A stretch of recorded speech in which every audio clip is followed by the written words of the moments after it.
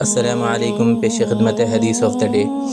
رسول اللہ صلی اللہ علیہ وسلم نے فرمایا، جو کوئی اللہ اور آخرت کے دن پر ایمان رکھتا ہے اسے چاہیے کہ اچھی بات کہے ورنہ خاموش رہے، اور جو کوئی اللہ اور آخرت کے دن پر ایمان رکھتا ہے وہ اپنے پڑوسی کو تکلیف نہ پہنچائے، اور جو کوئی اللہ اور آخرت کے دن پر ایمان رکھتا ہو وہ اپنے مہمان کی عزت کرے۔ اس حدیث میں ایمان کی 3 بہت اہم عملی علامات بیان کی گئی ہیں۔ پہلا، اچھی بات کہنا یا خاموش رہنا۔ زبان انسان کے کردار کا آئینہ ہے۔ مومن وہ ہے جو اپنی زبان کو قابو میں رکھے۔ اگر کوئی بات خیر اور بھلائی کی نہ ہو تو خاموشی بہتر ہے، کیونکہ بے فائدہ یا نقصان دہ بات گناہ کا سبب بنتی ہے۔ دوسرا، پڑوسی کو تکلیف نہ دینا۔ اسلام میں پڑوسی کے حقوق بہت زیادہ اہم ہیں۔ اچھا مسلمان وہ ہے جس کے ہاتھ اور زبان سے اس کا پڑوسی محفوظ رہے۔ پڑوسی کو ضرر پہنچانا ایمان کی کمزوری کی علامت ہے۔